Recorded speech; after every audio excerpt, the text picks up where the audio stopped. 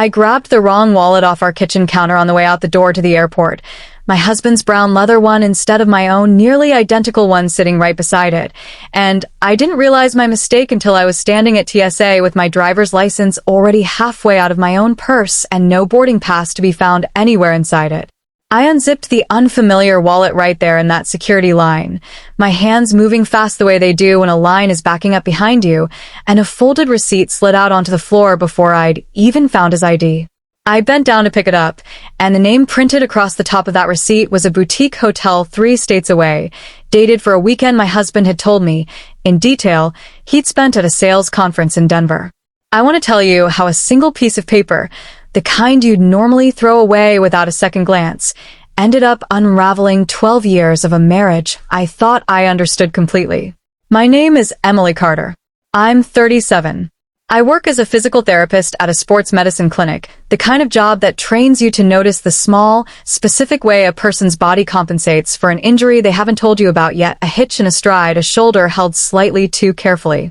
I mention this because it matters to everything that came after. I have spent my career reading the things people's bodies say when their words are telling me something different. I just never expected to need that particular skill reading my own husband. I met Michael when I was 24 at a mutual friend's backyard barbecue, and I remember being struck immediately by how easy he was to talk to, the kind of easy that made a whole afternoon disappear without either of us noticing the time. He worked in regional sales for a medical device company even then, already good at his job in the specific way some people are simply built for persuasion, and I used to tease him that he could probably sell recovery bands to someone with 2 working knees. We married when I was 26, and over the 12 years that followed, built the kind of life that looks, from the outside, exactly like what people mean when they say someone got lucky. 2 kids, a house in a good school district, a marriage that never made much noise in either direction. Michael's job required travel almost from the beginning, regional territory covering 4 states, typically 2 or 3 trips a month, 2 or 3 nights each time. I adjusted to that rhythm the way most people adjust to the specific shape of their own marriage without much conscious thought, simply absorbing the logistics of it into the ordinary architecture of our life together. I handled the kids' schedules on the nights he was gone, learned to sleep through an empty side of the bed, built a version of competence around his absences that I genuinely never resented, because he always came home tired and grateful and full of small, specific stories about hotel breakfasts and delayed flights that made the distance feel ordinary rather than concerning. I want to tell you about the year our son was born because I think it says something about the version of Michael I spent 12 years believing was the whole truth. He was on the road the week I went into labor 2 weeks early, 3 states away at a regional sales meeting he couldn't have predicted conflicting with anything, and he made it back with less than 4 hours to spare, having rebooked 2 separate flights and driven the last hour himself after a connection fell through, arriving at the hospital still in his suit, breathless, apologizing to a nurse for tracking mud across her clean floor on his way to my room. I remember thinking, watching him hold our son for the first time, still slightly out of breath from running through an airport, that I had married exactly the kind of man who showed up when it counted, and for a long time afterward, that memory did a great deal of quiet work forgiving every ordinary absence that came after it. I want to be fair to those 12 years, because I don't think this story is useful if I paint them as obviously broken from the start. Michael was, for most of our marriage, a genuinely present father when he was home, coaching our son's Little League team during the seasons his travel schedule allowed, never missing a single one of our daughter's dance recitals despite at least 2 of them requiring him to rearrange work trips at real professional cost to himself. I used to tell my sister, only half joking, that I'd married one of the good ones, the rare husband who managed to be reliable in all the ways that actually mattered even while being gone more than most husbands ever were. If I look back now, honestly, there were small things across the last 2 years that I noticed and let go of, the way you let go of things you don't yet have a reason to examine too closely. He started keeping his phone face down more consistently than he used to, a habit I chalked up to a new company policy about confidential sales data he mentioned once in passing. He began taking calls in the garage rather than the kitchen, always with some plausible explanation about needing quiet for a client conversation. He grew slightly more particular about his appearance before trips, a new cologne, a haircut scheduled a little more frequently than before. Small vanities, I told myself, were simply a 40-year-old man noticing his own reflection a bit more than he used to. None of it, on its own, was ever enough to build a real suspicion out of. It was only later, laid end to end against everything else,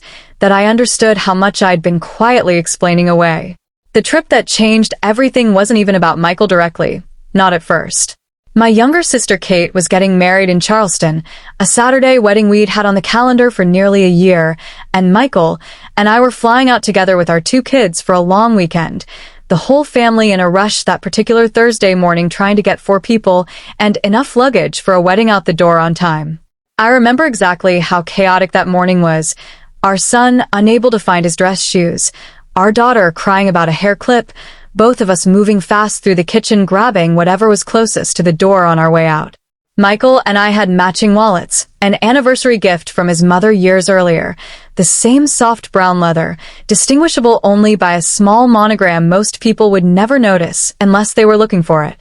I grabbed his by mistake off the counter, tucked it into my bag without a second look, and didn't realize what I'd done until I was standing in the security line at the airport with my own boarding pass nowhere to be found. I want to describe the sound of that morning a little more fully, because I've replayed it so many times since that the details have stayed sharper than almost anything else from that entire year. Our daughter was crying about a hair clip that didn't match her dress. Our son couldn't find his good shoes and was convinced someone had thrown them away, and Michael was standing at the counter trying to print boarding passes on a printer that had jammed twice already.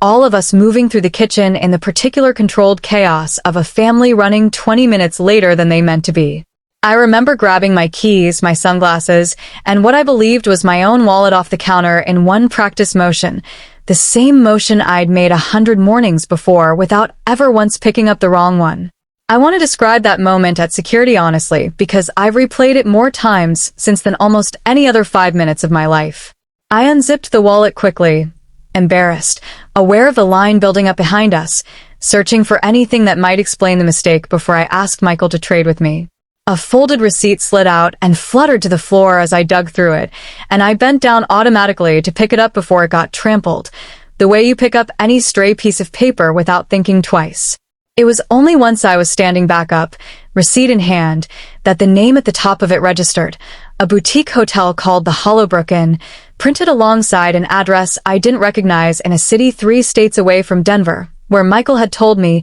in specific, colorful detail, he'd spent that exact weekend at a regional sales conference. I didn't say anything right away. I want to be honest about that because I think the reason matters. Standing in a crowded security line with my children 10 feet away and a wedding to get to, I understood instinctively that this was not the moment for the conversation this receipt was clearly demanding. I folded it carefully, slid it into my own purse instead of back into his wallet, and handed him his wallet back with some light,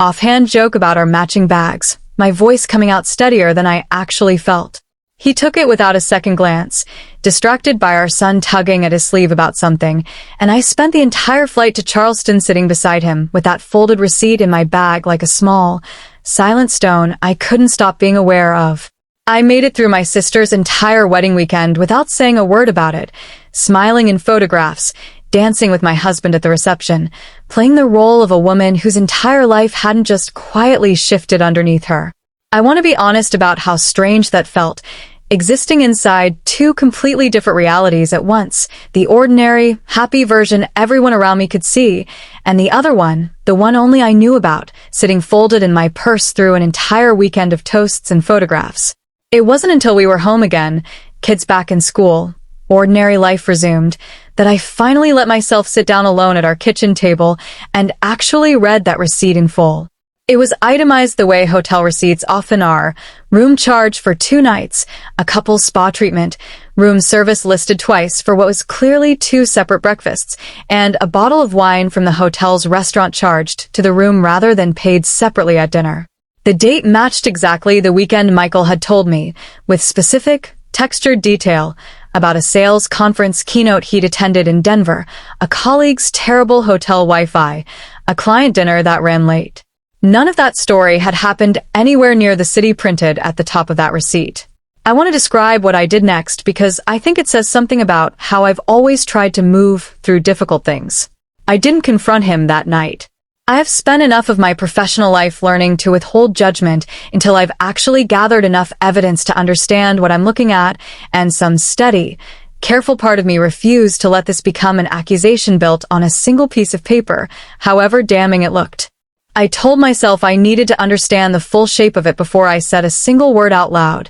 the same instinct that has always guided how I approach anything uncertain. Over the following 2 weeks, I started paying closer attention to details I'd normally let pass without much thought. I checked our joint credit card statement,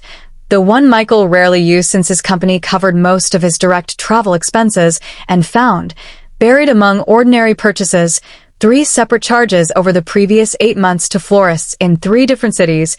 each roughly $70 to $90, none of which had ever arrived at our house. I checked his frequent flyer account, which I still had partial access to from years earlier when I used to book our family trips through his loyalty number, and found a pattern of flights to that same city near the Hollowbrook in that didn't match any client territory his sales region actually covered, at least 4 separate trips over the past year that I had no memory of him mentioning at all. Over the following 2 weeks, I started paying closer attention to details I'd normally let pass without much thought. I checked our joint credit card statement, the one Michael rarely used since his company covered most of his direct travel expenses, and found, buried among ordinary purchases, 3 separate charges over the previous 8 months to florists in 3 different cities, each roughly $70 to $90, none of which had ever arrived at our house. I remember sitting with the statement spread across our kitchen table one evening after the kids had gone to bed, cross-referencing each charge against the calendar on my phone, matching dates against trips I remembered him taking, watching a pattern take shape that I still, even then, some small part of me kept hoping would resolve into something explainable.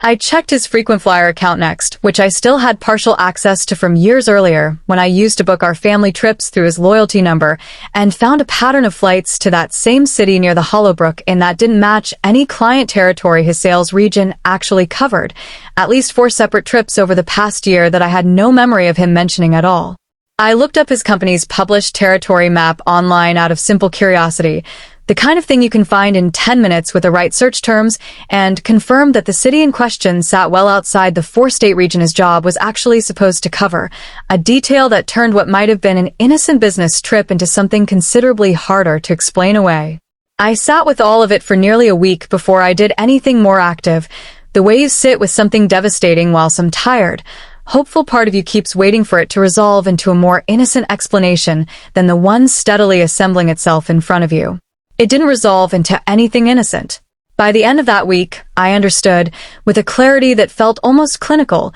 that my husband had been building a second, ongoing relationship in a city outside his sales territory for at least a year, funded in small, careful increments through accounts I had access to, but had simply never thought to examine. I decided at that point that I needed more than financial records before I said anything to Michael directly. I wanted to know who specifically, and I wanted to understand whether this was something recent and reckless or something older and more deliberately maintained. I found the answer almost by accident, scrolling back through years-old photos on our shared cloud photo account one evening while the kids were asleep, looking for something else entirely, when I came across a folder of screenshots Michael had apparently saved and never deleted, conversations with a woman named Danielle Ross, a name I vaguely recognized as a former colleague from a company Michael had left almost 3 years earlier. The messages went back further than I expected, nearly 2 years, starting innocuously enough with what looked like old work friends catching up,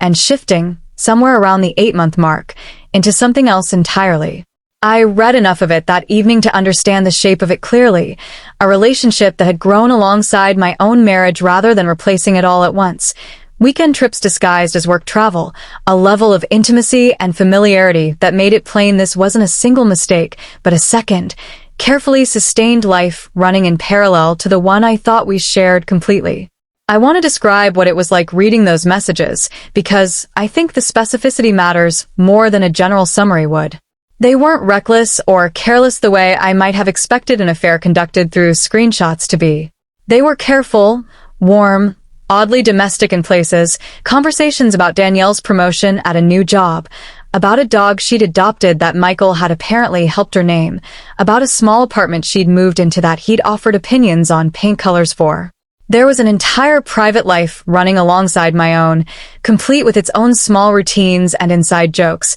and reading it felt less like discovering a single betrayal and more like discovering an entire second marriage I had never once been told existed. I want to tell you what I did with that information because I think it matters more than the discovery itself. I didn't confront Michael that night either. I printed everything instead: the receipt, the credit card statements, the flight records, a handful of the screenshots that made the timeline unmistakable, and I organized it all chronologically the way I'd organize a patient's treatment history, methodically, without commentary, letting the facts build their own case rather than attaching my own anger to any of it yet. My mother-in-law, Carol, called 2 days later to ask whether Michael and I would be coming to her 60th birthday dinner that Saturday, a family gathering she'd been planning for months. Roughly 30 relatives expected at a private room in the same restaurant where she and my father-in-law had held their wedding reception decades earlier. I told her we'd be there, and I remember hanging up the phone, understanding with a strange,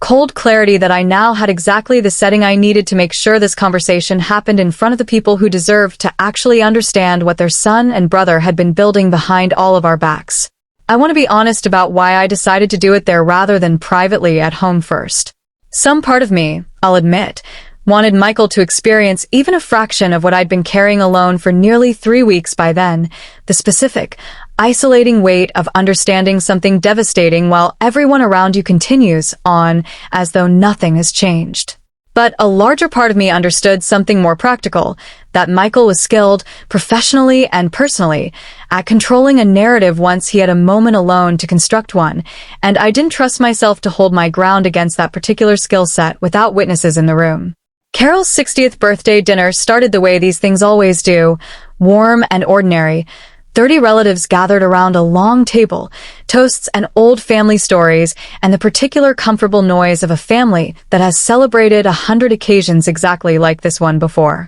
I sat through the appetizer course and most of the entrees with a folder sitting quietly in my bag beneath the table, waiting for the right moment, watching Michael laugh easily with his cousins, completely unaware of what was about to happen to the rest of his evening. It was during the toasts, the way these things always seem to happen, that I finally stood up. Michael's father had just finished a warm, rambling tribute to 60 years of Carol's patience and humor, and the table was primed, the way rooms get primed after enough wine and enough affection, for something else warm to follow. I stood, and the table quieted the easy, expectant way a room quiets for a daughter-in-law about to add her own tribute to the birthday woman. I didn't give a tribute. I told them, instead, as calmly as I could manage, that I'd found something at the airport 3 weeks earlier that I thought the whole family deserved to understand, since it directly involved a decision Michael had apparently been making about all of our shared time and trust for well over a year.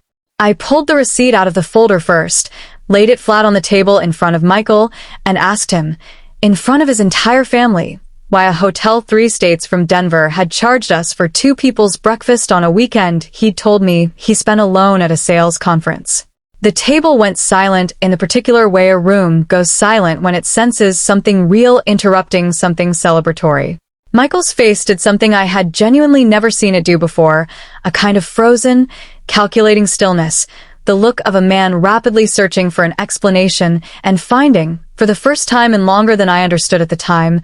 absolutely nothing that would actually work. Emily, he started, and I watched him glance around the table at his own family, understanding, in real time, that whatever he said next would need to survive far more scrutiny than a private conversation ever would have. I laid the rest of it out methodically while he sat there. The credit card charges to florists in a city he had no work reason to visit, the flight records showing trips to sales territory never required, and finally, the screenshots, which I read from only briefly, just enough to establish the timeline clearly, a relationship with a woman named Danielle that had been running, in careful, deliberate parallel to our marriage, for nearly 2 years. Danielle Ross, I said, watching his face for the exact moment the name landed, since I know it's a name several of you actually know already, given she worked with half this family at Meridian Health before she left 3 years ago. A cousin near the far end of the table, a woman named Patricia, who I later learned had briefly worked alongside Danielle herself,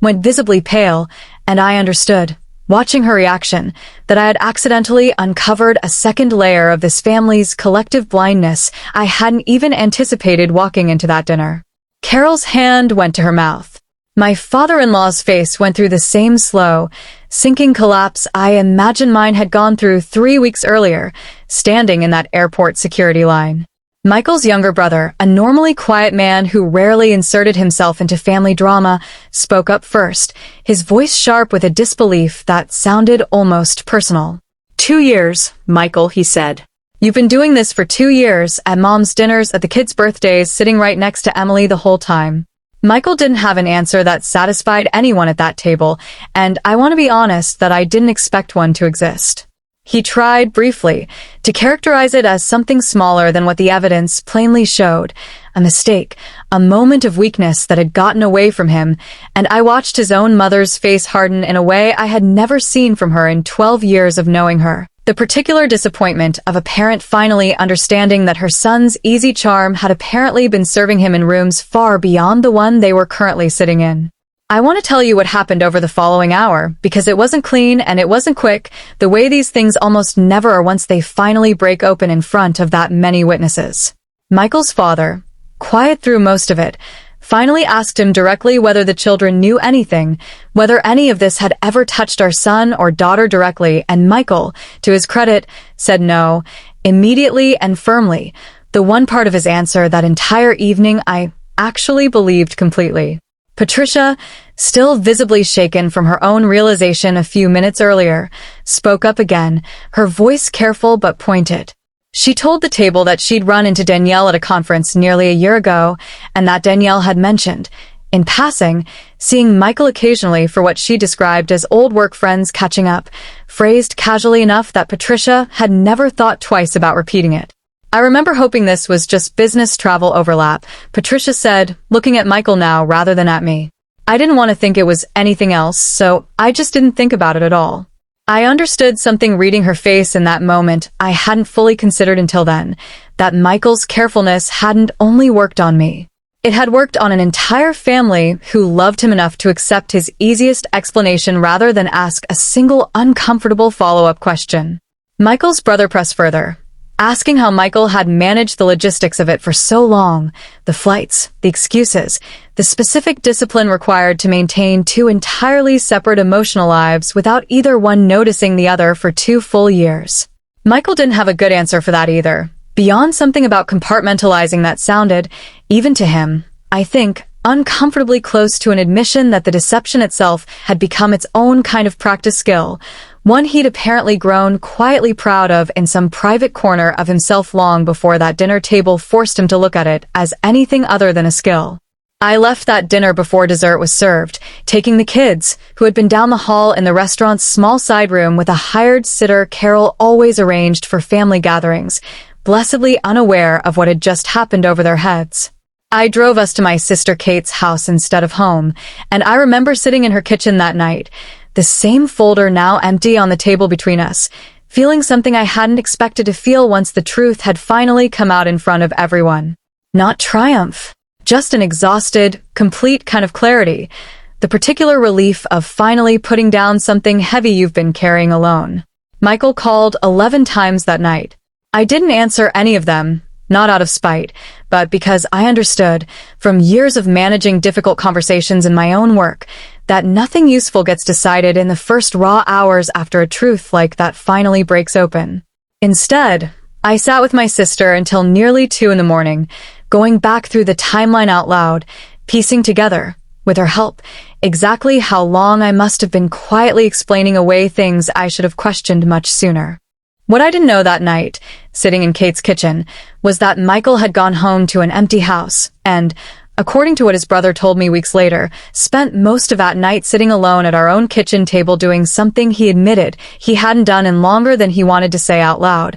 actually looking backward through the last 2 years with something other than the easy, practiced explanations he'd apparently gotten used to giving himself. He thought his brother told me about the specific lie he'd told me about that Denver conference, a lie detailed enough that he'd apparently had to look up an actual keynote speaker's name to make the story hold together convincingly. He thought about the florist charges, small enough that he'd assumed, correctly for over a year, that I'd never think to look closely at a credit card statement he rarely used himself. He thought, his brother said, most of all, about a specific Tuesday 4 months earlier, when our daughter had a dance recital and he'd told her, backstage, glowing with pride, that he wouldn't have missed it for anything in the world, not mentioning that he'd rearranged an entire trip to Danielle's city around getting home in time for that exact promise. He thought, too, his brother said, about a smaller moment from just 2 months earlier, when our son had asked him at dinner why he traveled so much more than other kids' fathers,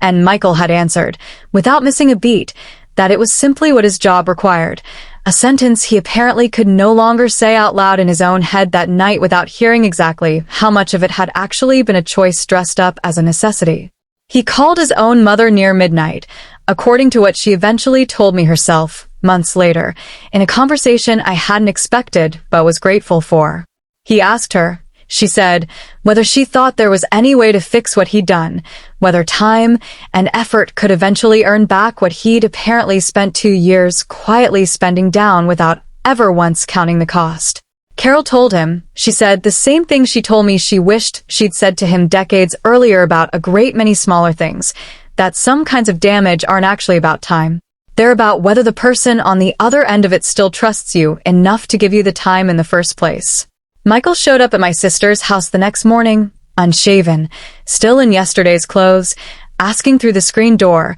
if he could just have 5 minutes. I came downstairs and let him say what he needed to say, because I believed even then that he deserved the chance to say it directly rather than through 11 unanswered calls. I know I don't get to ask for anything right now, he said, his voice rough in a way I had genuinely never heard from him in 12 years. I'm not asking you to forgive it. I just need you to know I understand exactly what I threw away, and I understand it's not something I get to fix with an apology on a porch. Michael showed up at my sister's house the next morning, unshaven, still in yesterday's clothes, asking through the screen door if he could just have 5 minutes. I came downstairs and let him say what he needed to say, because I believed, even then, that he deserved the chance to say it directly rather than through 11 unanswered calls. I know I don't get to ask for anything right now, he said, his voice rough in a way I had genuinely never heard from him in 12 years. I'm not asking you to forgive it. I just need you to know I understand exactly what I threw away, and I understand it's not something I get to fix with an apology on a porch. I asked him, standing in that doorway, the one question I hadn't been able to stop turning over since the night before. I asked whether Danielle knew about the kids, about our marriage, about any of it, or whether he'd managed to keep that part of his life just as carefully separated as everything else. He told me she knew, had known from close to the beginning, and that she'd asked him more than once over the past year whether he intended to actually leave. He said he'd always told her he needed more time, the same phrase I realized standing there that I imagine he'd probably used with me at some point too, about something else entirely, a man apparently well-practiced at buying himself room in more than one direction at once. I told him I appreciated him saying that, and that I believed, in the specific way you can believe someone's shame is real, without it changing anything you're capable of feeling toward them afterward, that he meant every word of it. I told him I wasn't interested in becoming the story where the wife eventually finds her way back to a man who spent 2 years building an entire second life around her blind trust, because I had watched other women do exactly that, watched them explain away a second version of the same betrayal years later, and I didn't believe our marriage would end up anywhere different if I gave it that chance. I'm not angry anymore, I told him, which was mostly true by that point. But I'm also not staying, and I need you to understand that those two things aren't actually in conflict with each other. We filed for divorce that winter, and I want to be honest that it was quieter than either of us expected, given everything that had come before it, mostly because Michael didn't contest a single thing I asked for, a decision I've come to understand, the same way I understood his silence at his mother's dinner table, as close to the only honest apology he was ever actually capable of giving me. He moved into an apartment across town in January, and our children split time between us the way children of divorce do now, a rhythm that felt strange and painful at first and has, slowly, over the months since, become simply the new, unremarkable shape of our lives. I want to say plainly that Michael has, to his credit, remained a consistent and present father through all of it, showing up for every custody exchange on time, never once making the children feel caught between us the way I know some children of divorce end up feeling. I've come to believe those two things can be true about the same man at once, that he genuinely loves his children well and still spent 2 years methodically deceiving their mother, and I don't think either fact cancels the other one out. I never met Danielle Ross, and I've come to understand that I never particularly needed to. Michael's brother mentioned, months later, that the relationship hadn't survived the fallout either, which I received with less satisfaction than I might have expected. Whatever she was to Michael, she wasn't actually the center of what had broken. Michael was. Michael was the one who had made every choice that mattered, every rearranged trip, every lie about a keynote speaker, every Tuesday recital he'd nearly missed for a life he was building somewhere else entirely. Carol still calls me every few weeks, a relationship I didn't expect to survive the divorce, but somehow has, in its own quieter form. She told me, on one of those calls, that she still felt a particular kind of shame about that birthday dinner, not because I'd said anything I shouldn't have, but because it had taken a receipt falling out of a wallet at an airport for any of them to see clearly what their own easy trust in Michael had allowed to happen right in the middle of their family for 2 full years without anyone else noticing a thing. Carol still calls me every few weeks, a relationship I didn't expect to survive the divorce, but somehow has, in its own quieter form. She told me, on one of those calls, that she still felt a particular kind of shame about that birthday dinner, not because I'd said anything I shouldn't have, but because it had taken a receipt falling out of a wallet at an airport for any of them to see clearly what their own easy trust in Michael had allowed to happen right in the middle of their family for 2 full years without anyone else noticing a thing. She told me, too, that she'd started asking her son more direct questions since then, about all kinds of things, not just the ones that felt comfortable, because she decided at 60 that she was done accepting a smooth explanation simply because it was easier than sitting with an uncomfortable one. I found something quietly moving about that, a woman deciding this late to change a habit of a lifetime, even though the change had cost her son's marriage to arrive at it. I want to describe one particular afternoon from that spring because I think it captures something about what actually rebuilding felt like better than any single conversation could. My daughter, 7 at the time, asked me one Saturday, sitting on the floor of our new living room surrounded by half-unpacked boxes, why Daddy didn't live with us anymore. I had rehearsed an answer for that question for weeks by then, something careful and age-appropriate that didn't burden her with more truth than she needed, and I told her simply that sometimes grown-ups make choices that mean they can't live in the same house anymore, but that both of us still loved her exactly the same amount we always had. She nodded, the easy, uncomplicated acceptance of a child who trusts the adults around her to have things handled, and went back to unpacking a box of her books, and I remember sitting on that floor afterward feeling something I hadn't expected to feel yet, a kind of quiet, hard-won relief that the version of this story reaching my children was smaller and gentler than the one I'd actually lived through myself. I moved into a small house across town that spring, the first home that has ever belonged entirely to me, and I remember standing in the empty living room the day the movers left, boxes still taped shut around me, waiting for a grief I assumed was supposed to arrive with losing 12 years of a marriage all at once. It came, eventually, in smaller waves than I expected, mostly late at night, mostly not even about Michael himself, but about the specific, ordinary future I had once imagined us building together, the one that had quietly stopped being true for 2 years before I ever knew enough to grieve it properly. I think about that airport security line often now, the receipt fluttering to the floor, the particular ordinary chaos of a family rushing to catch a flight that had no idea it was about to become the moment everything else finally came apart. I used to believe, in the first raw days after I found it, that if I simply understood the full shape of what Michael had done, some part of our marriage might still be worth trying to save once the truth was fully out in the open. I understand now that the receipt itself was never really the thing that broke us. It was simply the first honest witness in 2 years willing to tell me plainly what I had been too trusting, too busy, too unwilling to look at closely enough to notice on my own. I've thought often since about how differently that Thursday morning might have gone if we hadn't owned matching wallets, if I'd grabbed the right one off the counter the way I had 100 mornings before, if Michael had simply remembered to empty his pockets of that particular piece of paper the way he'd apparently remembered to do every other time. I don't think the marriage would have survived regardless, not once I understand now how deep and how deliberate the deception actually was underneath it. But I do think, without that one small accident, it might have taken me a great deal longer to find my way to the same true ending, and I've come to be strangely grateful, in the midst of everything else, for an ordinary morning mistake that turned out to matter so much more than either of us understood at the time. I didn't stay to find out whether Michael could become a different kind of husband than the one that folded piece of paper had quietly revealed him to be. I built something smaller and steadier instead.